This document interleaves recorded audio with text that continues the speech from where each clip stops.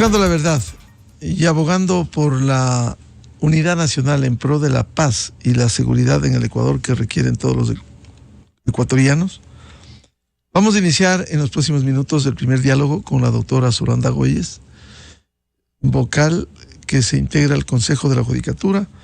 Pero hasta empezar este diálogo, quisiera leer parte de la entrevista que este lunes en Diario El Universo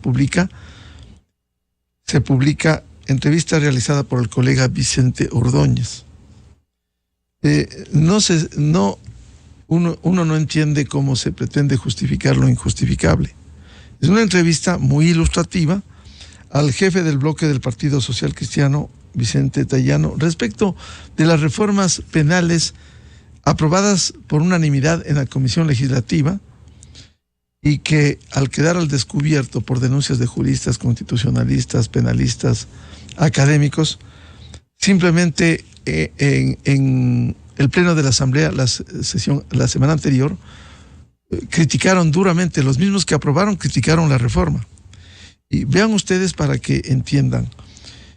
Vicente Ordóñez le pregunta en la entrevista cuál es el origen o cómo llegó a la comisión la reforma al COIP que incluye una causal para el recurso de revisión penal de sentencias ejecutariadas.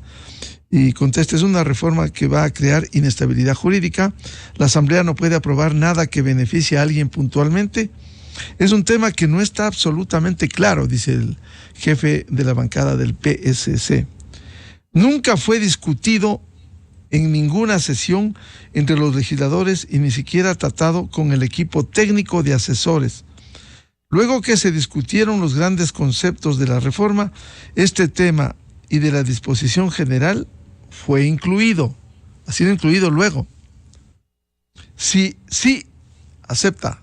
es cierto que hubo una votación por este tema, pero no fue un tema analizado y fue entendido por quienes votaron y por lo tanto llega al pleno y en el debate se generan las respectivas alarmas y por eso no fue aprobado. La alarma vino desde afuera, señor asambleísta. Cuando se conoce el texto, vienen las opiniones de juristas, constitucionalistas, penalistas, académicos, jueces, exjueces. Y allí comienzan a darse cuenta, entre comillas, lo que han aprobado. Ahora, lo preocupante del texto de esta entrevista, repito, sí es cierto que hubo una votación por este tema, pero no fue un tema analizado. Por favor, señores asambleístas, ¿cómo votan? Y peor, votan a favor de un tema que no fue analizado. ¿Cómo entendemos eso? O sea, que votan sin analizar. Se puede nomás meter cualquier cosa. Si dicen que no fue discutido, no fue analizado, ¿cómo votan un texto que no lo conocen de manera total? ¿Cómo conocen? Esto significa que siguen votando en la Asamblea por temas que no leen, que no debaten, que no discuten, y dice él mismo, ni siquiera fue tratado con el equipo técnico de asesores para que los asesores alerten a los asambleístas. Esto tiene un significado. ¿Quieren meter en los proyectos gato por liebre, como se dice comúnmente? Más adelante en la entrevista le preguntan al jefe del PSC de la bancada, pero no hubo una revisión minuciosa del texto que se aprobó. Sí, hubo una revisión a detalle de todos los temas que fueron parte de la discusión de la comisión, que claramente fueron conceptos y esos conceptos estaban remitidos en artículos y la comisión decidió viabilizar aquellos. Bueno, esto es grave. Si insiste el jefe de la bancada que no se discutió, que no se incluyó, aquí no hay falsedad en el proceso que pudiera llevar a un tema penal. Se está falseando documentos públicos. Si no se aprobó y si se incluye sin discutir, sin debatir, Esto no constituye una falsedad en el documento que envían al Pleno de la Asamblea. Añade el asambleísta: entonces, sin duda alguna, aquí hay responsabilidad por parte del equipo técnico, Secretaría de la Comisión, sin duda alguna, inobservancia de los legisladores que aprobaron en esa sesión, pero más allá de aquello, el tema de fondo es que esto no ha sido aprobado y la sesión está suspendida. En el Pleno queremos entender lo que quiere decir el asambleísta. Y nosotros no vamos a aprobar una reforma que contenga el recurso de revisión, como lo están planteando, y menos aún la disposición general, que es una barbaridad, que pretenden incluso destituir a los jueces constitucionales. Ojalá, por inquietud, por cultura general, aun cuando el caso nos llegue a su conocimiento, que se enteren los señores jueces constitucionales lo que en este proyecto pretenden hacer, porque el proyecto está suspendido su debate en el Pleno, volvió a la comisión. Que se enteren los señores jueces constitucionales que quieren aquí simplemente hasta destituirles a ellos, cuando no tiene, de acuerdo con la Constitución, la Corte Constitucional no tiene control político de la Asamblea Nacional, no tiene. Eso dice la Constitución de la República. Ojalá eso se defienda. Bien, vamos a iniciar la jornada de entrevistas. Bienvenida, un gusto, a la doctora Solanda Goyes, quien se integra al órgano administrativo y disciplinario del Consejo de la Judicatura en medio de grandes desafíos. Y hemos escuchado, en una entrevista anterior nos delineó las tareas que debiera cumplir el Consejo de la Judicatura, partiendo unos de forma, otros de fondo, unos en coyuntura, como el proceso para la designación de jueces nacionales, y algo que sigue pendiente y que debe cumplir el Consejo de la Judicatura como órgano administrativo y disciplinario, la evaluación de jueces y fiscales. Doctora Solanda Goyes, bienvenida. Una vez que se integra, por cierto, se hace justicia con esta situación, una vez que era insostenible la presencia del señor Javier Muñoz, que está preso con investigaciones por lavado de activos, obstrucción de la justicia, independencia judicial, ha renunciado y ahora le corresponde a usted integrarse. ¿Cómo piensa enfrentar este desafío temporal, por cierto, este año, en el Consejo de la Judicatura? Muy buen día. Gracias, muy buenos días, Miguel. Un saludo a todos quienes nos escuchan. Yo quiero expresar el agradecimiento al respaldo que hubo de la ciudadanía, de las organizaciones de mujeres, de las organizaciones sociales, frente a este hecho que era evidente, ¿no? Que frente a la ausencia de una persona tiene que actuar su suplente.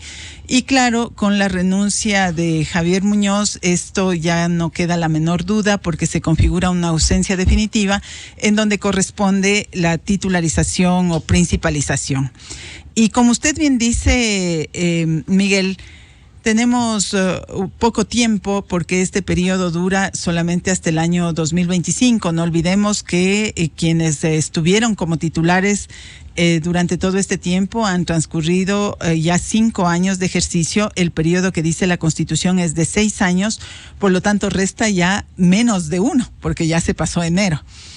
Entonces, la agenda que tenemos que implementar es una agenda muy fuerte, es una agenda en la cual hay que establecer prioridades y claro, hay que ser también realista, ¿no? En un año no se va a poder resolver lo que no se ha hecho en todos los años anteriores. Y dentro de esa agenda, uno de los temas importantes a trabajar es, obviamente, la selección de Corte Nacional de Justicia. También la evaluación de los funcionarios judiciales. La evaluación está pendiente para todos los funcionarios judiciales. Estamos hablando de alrededor de 17,000 funcionarios y obviamente eso va a ser imposible hacerlo en un año. Por lo tanto, hay que establecer un calendario prioritario, como he dicho, sin dejar de mirar cómo progresivamente hay que ir avanzando y abarcando cada uno de los cargos que tienen que ser evaluados. También tenemos como reto el utilizar adecuadamente la función de control disciplinario. La Constitución le otorga esa función al Consejo de la Judicatura y ese es un mecanismo que hay que trabajarlo además con las Cortes Provinciales, porque las Cortes Provinciales, desde que se emitió la sentencia de Corte Constitucional que trata del error inexcusable, la manifiesta negligencia y el dolo en la actuación jurisdiccional, las Cortes Provinciales tienen un rol compartido con el Consejo de la Judicatura. A los jueces y juezas de ese nivel les corresponde emitir las declaratorias previas cuando existe denuncia, pero también pueden hacerlo de manera autónoma y directa. Y lo propio cuando actúa como segunda instancia a la Corte Nacional de Justicia o incluso como casación. Entonces, el objetivo que tenemos de trabajar en estos ejes es bastante fuerte. Es una agenda que el momento que yo sea ya convocada para titularizarme, ¿no ha sido le haré convocada conocer. Todavía no hay.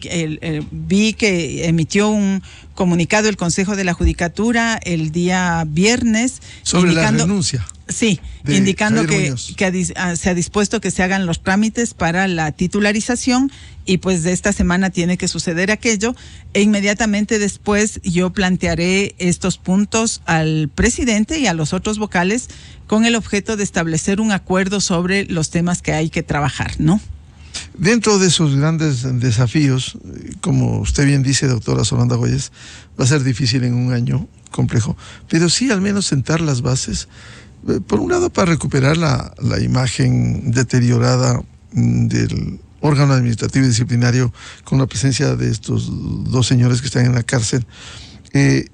Recuperar, por un lado, actuar en los diferentes frentes como es el control de la actuación de los jueces, el proceso de evaluación, pero también algo que esté en marcha que es fundamental y que tomará por lo menos medio año, se estima, la elección de los nuevos jueces nacionales. Sí, ese es, como usted conoce, yo le presenté al país y a los medios de comunicación una propuesta de reglamento que tenía básicamente dos componentes para resumir, ¿no? Un fuerte componente de calificación de los méritos, de la calidad técnica, de la calidad profesional de los postulantes, orientado hacia una acción en casación, porque eso es lo que hace la Corte Nacional de Justicia, y también orientado hacia mirar, ¿no?, que esta capacidad pueda reflejarse en la experticia, en la capacidad de análisis, de resolución de conflictos jurídicos complejos. Digamos, la idea era pasar un poco de una visión formal a una visión mucho más profunda de la calificación de méritos. Y el otro componente que había propuesto es que trabajemos en el tema de probidad. ¿Por qué es importante trabajar en el tema de probidad? Porque la situación que está viviendo el Ecuador, que además no es una situación solo del Ecuador, ¿no? Por eso es que la Oficina de las Naciones Unidas en contra de la droga y el crimen se han dedicado a analizar cómo se puede enfrentar el fenómeno de la infiltración del narcotráfico, de las organizaciones criminales en la función judicial, y producto de eso nacen y salen los principios de Bangalore, a los cuales yo estoy invocando todo el tiempo con el ánimo de que esto se convierta en un referente de lo que es ser juez. Allí se dice lo que implica ser un juez, cuáles son los principios que tienen que respetarse en la actividad de la judicatura. Voy a decirlos de manera rápida, solamente de manera enumerativa: independencia judicial, imparcialidad, integridad, corrección. El otro es competencia y diligencia de los jueces. Y me falta uno que es equidad, en donde entran todos estos aspectos de una mirada distinta y a la luz de en lo que ya se ha dicho en instrumentos internacionales sobre la consideración de la diferencia dentro de los procesos judiciales. Entonces, este proceso del concurso debería contener un fuerte componente de probidad. Probidad a la luz, así es como nosotros planteamos el proyecto de reglamento, a la luz de los principios de Bangalore, en donde se dice esto es ser un juez. Y lamentablemente, de una primera revisión que yo he realizado del reglamento que expidió el Consejo de la Judicatura, yo veo que hay una debilidad muy fuerte, ¿no? No quisiera tener que hacer una propuesta de reformas. Lo que quiero anunciarle al país es que con la ayuda de equipos de gente profesional de alto nivel, vamos a revisar el reglamento ya expedido por el Consejo de la Judicatura a profundidad. Y si es necesario, plantearé ya en calidad de vocal un proyecto de reforma si es que fuera necesario. Uno de los asuntos que me ha preocupado es que le he escuchado al doctor Álvaro Román, presidente encargado del Consejo de la Judicatura, y también a los otros vocales hablar de un concurso de 8 meses. A mí eso me parece demasiado. Yo conozco el Consejo de la Judicatura, Miguel, lo he vivido durante 5 años como directora nacional de acceso, desde donde hemos propuesto una serie de iniciativas con el ánimo de resolver problemas concretos, como por ejemplo el tema de celeridad procesal en casos de femicidio. Y el Consejo de la Judicatura tiene una burocracia muy pesada, ¿no? Con unas comprensiones totalmente divorciadas de lo que son las necesidades nacionales. ¿Se puede acelerar eso? Se puede acelerar, y depende mucho de 2 cosas. Uno, que las reglas del juego no nazcan burocratizando el proceso, y 2, teniendo equipos que respondan para hacer procesos mucho más ágiles. Entonces, desde esa perspectiva, plantearé, digamos, si es que es necesario, un proyecto de reforma, pero previo a eso, haciendo un análisis muy sesudo con profesionales de alto nivel, ¿no? A propósito de lo que usted señala, doctora Zolanda Goyes, ¿se puede depurar el Consejo de la Judicatura? Aquel consejo que se tomó el doctor Vilman Terán y el doctor Javier Muñoz, ¿se puede depurar? ¿Usted está hablando de los 5 miembros del Consejo de la Judicatura? En general, la estructura del Consejo. Porque él le ingresó muchos funcionarios. Sí. Eso es necesario, Miguel. Es necesario. Y para ello sirven los procesos de evaluación y control disciplinario.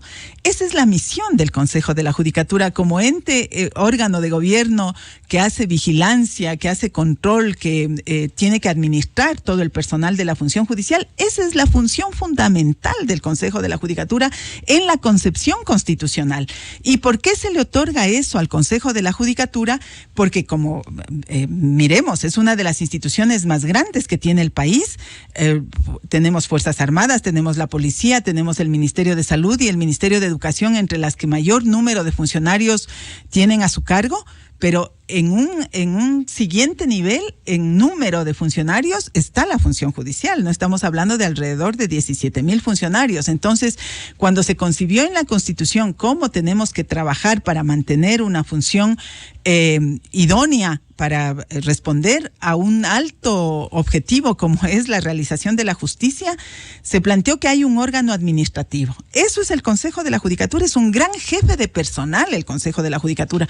Por eso es que yo suelo decir, no estoy de acuerdo cuando dicen, por ejemplo, lo que pasa es que la norma no nos permite revisar los casos de personas que están procesadas penalmente y que siguen administrando justicia, ¿no? Entonces, para mí el debate correcto es, sentémonos a mirar qué hacemos con esto, porque es una realidad que antes no había. Si ahora es una nueva realidad y eso le puede afectar a la credibilidad de la función judicial, entonces actuemos, hagamos lo que tenemos que hacer. No podemos estar supeditados a una serie de criterios que, a mi manera de ver, son, vuelvo y repito, divorciados con la realidad nacional. La realidad nacional le exige al Consejo de la Judicatura tomar el toro por los cuernos. Y en algo que yo voy a contribuir, y diciendo muy claro, ustedes conocen, cuando existe un cuerpo colegiado, uno solo no puede resolver las cosas, ¿no? Porque depende de la voluntad de varios. En el Consejo de la Judicatura actualmente estamos 4. Uno de ellos está procesado en juicio político y hay que ver el resultado, qué es lo que pasa, ¿no? Si le ratifican o lo remueven, pero en todo caso estamos 4. Tiene que integrarse un 5º por el proceso que ya está llevando adelante el Consejo de Participación Ciudadana para seleccionar el delegado de la Defensoría Pública, y allí serían 5 voluntades.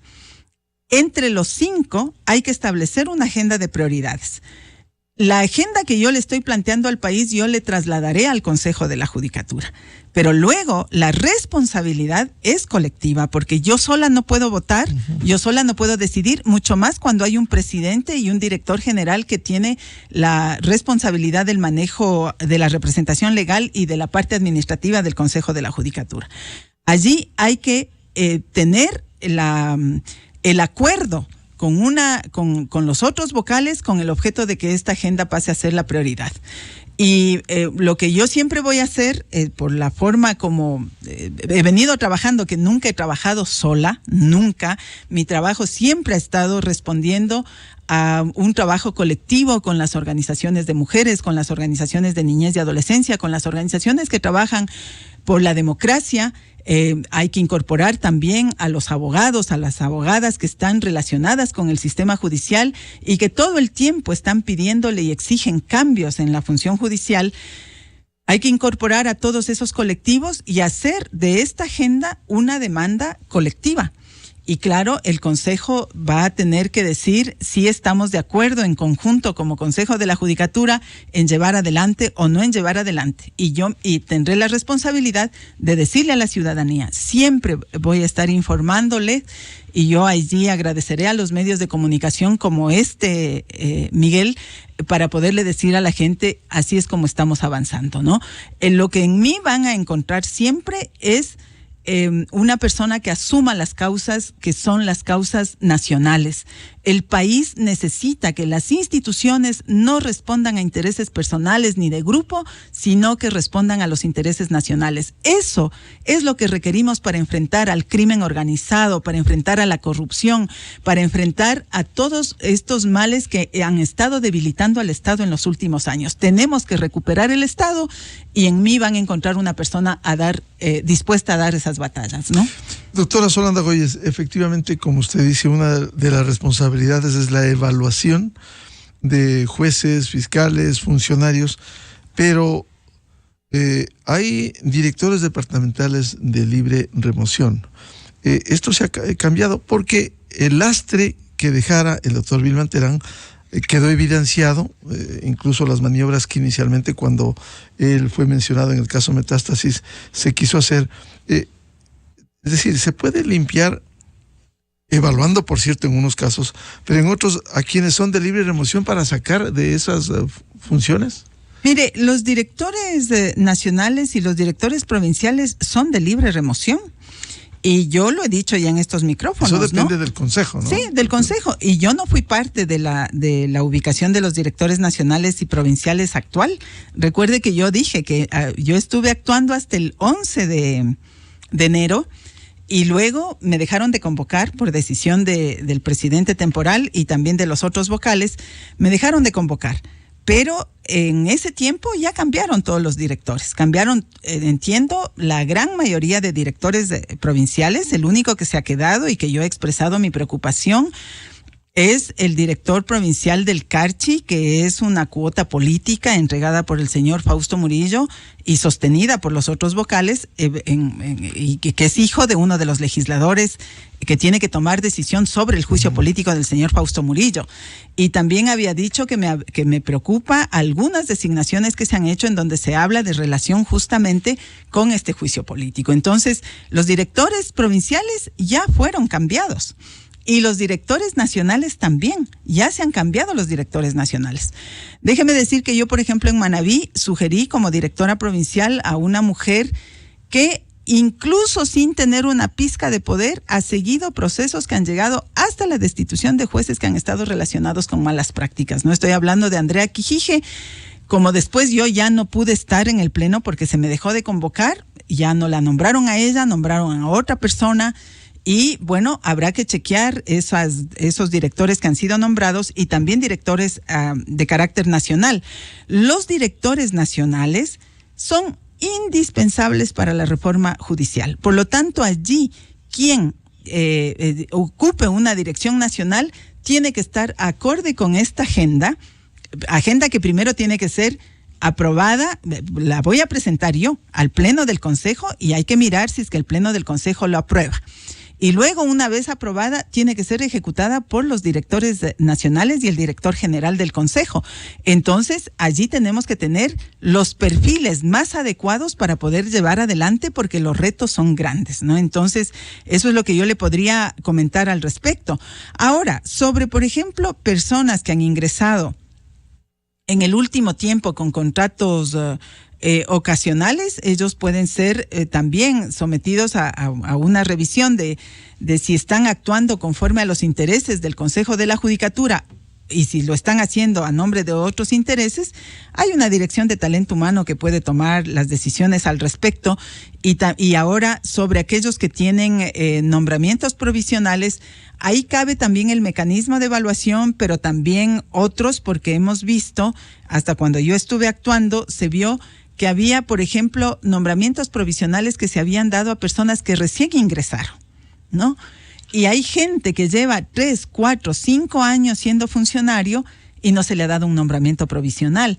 Entonces, ahí veíamos que hay un acto de desigualdad inequitativo que no debería ser canalizado, pero yo llegué hasta allí, ¿no? Yo obviamente dije que me parecía que era equivocado, porque si a personas que tienen mayor tiempo no se les ha dado un nombramiento provisional, ¿por qué se les ha dado a personas que recién ingresaron? Y había que revertir esas decisiones. No sé qué habrá pasado al respecto, Miguel, le debo, tengo que enterarme, averiguar bien, porque fíjese que he estado 1 mes y medio fuera del Consejo, ¿no? Quizás para pasar a otros temas vitales como el escogimiento, la designación de los 4 conjueces nacionales que reemplazan a los que salieron hace poco. En este proceso, primero de selección y luego de revisión, le pregunto, tengo en mis manos un documento dentro del concurso que fue el año pasado del señor Milton Daniel Calle Tapia, jefe departamental, Consejo de la Judicatura en Grupo 4, que se presume que tiene una vinculación directa con quien hoy es presidenta subrogante de la Corte Nacional de Justicia, la doctora Emma Tapia. El ciudadano es Milton Daniel Calle Tapia. ¿Usted conoce quizás? Sí, yo conozco a Milton Daniel Calle Tapia, estimado Miguel. Yo he sido directora 5 años en el Consejo, ¿no? Y a Milton se le pidió que, digamos, sin que yo conozca, yo era directora, se dijo que venía un nuevo profesional y nos pidieron que nosotros le hagamos las entrevistas, y le hicimos la entrevista. Es un profesional de primera, es lo que yo puedo decir, es un gran profesional. ¿Él es hijo de la presidenta subrogante? Entiendo que sí, no quiero afirmar categóricamente, pero entiendo que sí. Es un gran profesional.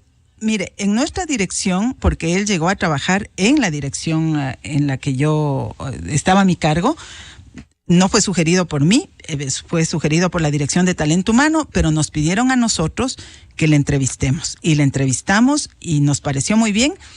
Nosotros nunca hemos dado el aval si es que no se tratan de profesionales que tengan la formación debida, ¿no? Luego él está trabajando actualmente en la vocalía de la doctora Yolanda Yupanqui. Dejó de trabajar en la dirección de acceso y se trasladó a trabajar en la vocalía. Eso es entendible, porque debe él haber considerado en términos personales que eso le da mayores oportunidades de elaborar en términos de la gestión que se hace. Es diferente la gestión en una dirección a una vocalía. En la vocalía está hablando de los temas de carácter nacional, de las decisiones del Consejo de la Judicatura. En la dirección, en cambio, nosotros nos hemos concentrado en trabajar en los asuntos en sostener las unidades de violencia, porque hemos pasado por etapas muy complicadas de recorte de presupuesto, y la dirección lo que se ha dedicado es a sostenerlas para que el servicio no se caiga. También hacer reformas con el objeto de que, por ejemplo, los procesos sean más ágiles. Hemos generado femicidio CC, hemos fomentado los temas de mediación, ¿no? Porque creemos que como la conflictividad ha crecido en el país, es necesario que la gente también utilice métodos alternos de solución de conflictos que son más ágiles, más rápidos, tienen menos costo para el Estado. Entonces, esa ha sido la agenda que nosotros hemos manejado desde la Dirección de Acceso. Y esa es la situación profesional que yo le puedo responder frente al caso, ¿no? Bien, volviendo al tema de las responsabilidades del Consejo de la Judicatura, ¿qué debe pasar con la designación de los 4 conjueces nacionales que va a escoger el Consejo de la Judicatura en reemplazo de quienes salieron? A ver, mire, allí también se emitió un reglamento en el periodo en que yo estuve, que no se me permitió actuar. Para trabajar con responsabilidad, lo primero que tengo que hacer es chequear ese reglamento, ¿no? Una de las preocupaciones que tengo, cuando digo, no es que yo no he revisado los reglamentos, ya los he leído, el uno y el otro, tanto este reglamento que tiene por objeto sustituir de manera temporal a la ausencia de los 4 jueces que fueron separados porque se les cumplió el periodo. Pero no solamente se trata de que yo haga la revisión, sino que, como digo, hay que poner a pensar en las obligaciones que tenemos en el Consejo a un conjunto de profesionales, porque eso le da mucho mayor valor a las decisiones que se tengan. Entonces, como yo recién me voy a incorporar esta semana, también es uno de los temas que pongo como pendiente y si es que es necesario hacer un proyecto de reformas, plantearé. En la revisión que yo he realizado, así como ya tengo mi criterio sobre el reglamento para el concurso de los jueces definitivos de Corte Nacional, una de las cosas que me preocupa también es el tema de probidad, ¿no? O sea, nosotros no podemos abrir la puerta en la circunstancia en que estamos a que personas que pudieran, sin hacer los análisis previos sobre el tema de probidad. Me parece que ese es uno de los temas que tenemos que ahora recitarlo todo el tiempo como una necesidad para depurar la función judicial. Quizás es un requisito, incluso lo que usted insiste, el que haya jueces con probidad notoria. Así es, la Constitución lo dice, el Código Orgánico de la Función Judicial lo dice, y siempre cuando llegamos a los reglamentos, desaparece el tema. Y desaparece por temor. Pero es grave porque el reglamento debería desarrollar, ley, claro, ¿no? Claro. Y desaparece un poco por temor porque nadie quiere asumir este asunto desde una perspectiva distinta, ¿no? Somos acostumbrados en el Ecuador. Alguien con quien conversábamos el día de ayer decía, tenemos como una democracia de papel, una democracia en donde todo el mundo nos autoengañamos. No, ya hicimos concurso, no, ya hicimos los procesos que la ley ordena, pero cuando vamos a mirar, y eso ya lo ha dicho la Corte Constitucional, lo ha dicho la Corte Interamericana de Derechos Humanos, las cosas cuando se manejan desde el Estado no se trata de hacer procesos de carácter formal, claro, que nos dice ya cumplimos. No, tenemos que hacer que se canalicen los principios que están establecidos. Y uno de los principios claves para la configuración de la función judicial, el sostenimiento en el tiempo de jueces y juezas, es la probidad. Entonces, que nos puede resultar un poco más complicado pensar, analizar, decir, a ver, ¿cómo vamos a desarrollar estos parámetros? Puede ser, pero yo creo que el país merece que le dediquemos un tiempito a pensar en ello, porque caso contrario, triste sería que al cabo de un tiempo tengamos nuevamente una corte y que después estemos arrepentidos de la corte que se haya designado. Entonces hay que trabajar, creo yo, con la responsabilidad del caso, asumiendo los retos, porque no son fáciles, Miguel, son retos muy complicados. Lo único que tenemos que tener es voluntad para asumirlos, ¿no? Y además hay que tener el acompañamiento de la ciudadanía, hay que tener el acompañamiento de los medios de comunicación. Y si vamos a hacer las cosas como corresponde, con transparencia, no debemos tenerle temor a la observación ciudadana, en absoluto, más bien se convierte en una aliada. Y en eso déjeme decirle que yo he sentido ese apoyo toda la vida, ¿no? En los cargos en los que he estado, en el sector público o en las acciones que he emprendido desde la sociedad civil, nunca han sido procesos individuales, siempre han sido procesos colectivos y eso le da legitimidad, le da valor, porque además la gente se involucra y como ve que se está haciendo correctamente, lo que dice está bien y vamos por allí y ayuda a soportar los procesos, ¿no? Porque obviamente vamos a tener detractores. ¿Quiénes van a ser los detractores primeros? Aquellos que se sientan tocados, ¿no? En el sistema, los que quieren mantener el status quo.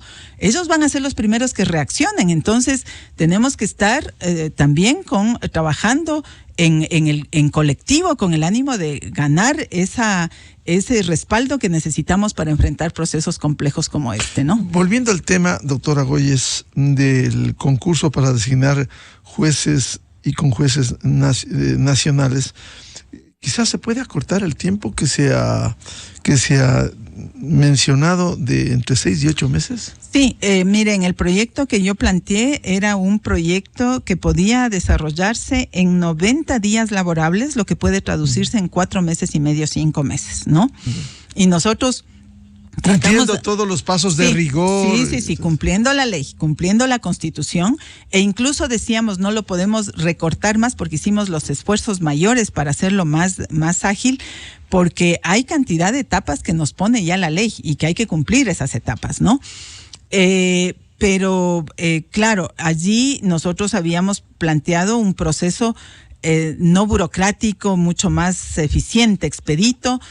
Ahora, repito, esa es una de las preocupaciones que yo tengo y comparto con usted respecto de además de los anuncios que han dicho, ¿no? Porque lo dijo ya el presidente temporal que se demorarían 8 meses. Yo creo que eso hay que hacer que sea mucho más ágil y me vuelvo a comprometer, ¿no? Mi intención no es decir yo pienso esto, no, sino coger los reglamentos, ponerlos a trabajar con un grupo de abogados, abogadas y de actores que nos acompañen para en conjunto sacar una definición y plantearle al Consejo de la Judicatura si fuera necesario un proyecto de reforma. Con un comité o con un grupo que acompañe en este proceso de selección, que no fuera como el anterior, que fue absolutamente cuestionado cuando se vio a asambleístas cuestionadas como Mireya Pazmiño en ese comité. Claro. Que venían disque de la Universidad Ecuatoriana. Sí, hay que ser, digamos, cuidadosos con eso, ¿no? Cuando yo estoy hablando de esta fase de revisión, estoy hablando de los profesionales con los que yo siempre me he relacionado y que siempre han estado dispuestos a colaborar en estas causas. Entonces, abogadas del movimiento de mujeres, abogados del movimiento de niñez, docentes, ¿no? No hay que hacer tampoco un grupo muy amplio, pero claro. lo que siempre ha caracterizado el trabajo que yo, cuando yo he tenido a cargo responsabilidades, representativos. Claro, es hacer la convocatoria a gente que tiene su trayectoria, que tiene legitimidad, que sabemos que actúa con seriedad frente a los temas de preocupación nacional y allí sacaremos conclusiones que yo le plantearé al Pleno del Consejo, ¿no? Eso va a tomar unos días, ¿no? Porque hay que hacer la convocatoria, hay que reunirse, hay que analizar, hay que mandar con anticipación los proyectos y claro, veamos cómo también va a resolverse en el Consejo de la Judicatura ya el tema de la titularización, porque para hacer propuestas de carácter formal en calidad de vocal tiene que primero pasar ese hecho, ¿no? Que se entiende será en las próximas horas. Se supone, sí, se supone. Ya no hay. Sí, pero no ya hablo. No hay argumento que diga que no la llaman. Sí, pero no hablo por los demás, Miguel, porque ya las experiencias que tenemos son bastante complejas aquí, ¿no? Bueno, estaremos pendientes de las tareas de la doctora Solanda Goyes en el Consejo de la Judicatura, un año. El próximo año debe renovarse el Consejo de la Judicatura, pero hay tareas importantísimas, como bien ha señalado, evaluación de jueces fiscales, funcionarios, el tema de la designación de los 4 conjueces nacionales, el proceso normal de elección de jueces y conjueces nacionales. Doctora Solanda Goyes, muchas gracias por la presencia aquí en la revista de Opinión Democrática. Gracias, Miguel, gracias por este espacio, gracias a todos quienes nos escuchan y lo único que quiero decirles es que esperamos seguir teniendo esta relación con la ciudadanía, con usted como comunicador, porque es importante ir comunicando e indicando cómo avanzan estos retos, ¿no? Que he dicho, no quisiera enfrentarlos sola, quisiera enfrentarlos acompañada. Efectivamente, la información y la transparencia es fundamental, más allá de la opacidad que pudiera ocurrir en instituciones públicas. Muchas gracias a la doctora Solanda Goyes. Vamos a ir a una pausa publicitaria y luego tenemos previsto un análisis sobre precisamente lo que ocurrirá con las reformas penales en la Asamblea Nacional. Invitados, el periodista Martín Pallares de Diario Expreso y el doctor Guillermo Celi, líder del partido Suma. Desde 1984 con Gonzalo Rosero, la revista de opinión Democracia. Siempre líderes, siempre confiables. Enseguida regresa Miguel Rivadeneira a la búsqueda de la verdad. Inicio de espacio promocional y publicitario. Ya vengo, amor. ¿A dónde vas? Al banco.